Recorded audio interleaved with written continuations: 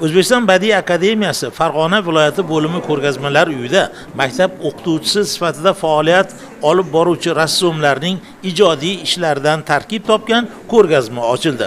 Tadbirda viloyatdagi Badiiy akademiya a'zolari, madaniyat va san'at ta'limi vakillari, ijodkorlar hamda san'at ixlosmandlari ishtirok etdilar.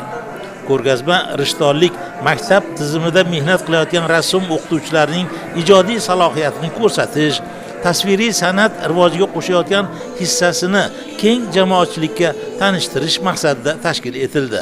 O'qituvchi rassomlar Qidirov Bahodirjon, Mamajonov Eldorjon, Sheraliyev Abrorjonlarning ekspeditsiyadan o'rin olgan asarlarda vatan manzaralari, zamondosh insonlar, inson va tabiat uyg'unligi, manzara va natyurmort aks etgan. Turli janr va uslublarda yaratilgan bu asarlar tomoshabinlarda katta qiziqish uyg'otdi. Shu natyurmort janriga qiziqqanligim uchun ko'proq natyurmort asarlarim bilan ishtirok etyapman. Maqsad rang-baranglik, rangni jilosini ko'rsatish.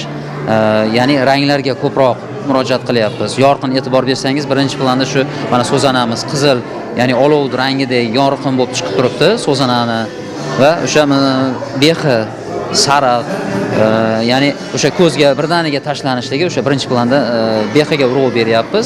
Ranglardagi o'sha yorqinligi, quyosh tarovati deymiz.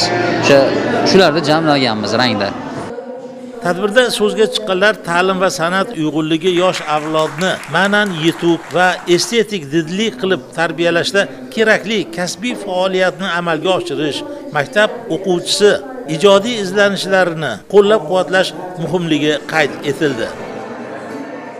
Самое главное, что наша выставка посвящена Bu ko'rgazma 14-yanvar Vatan himoyachilari kuniga atab tashkil etildi.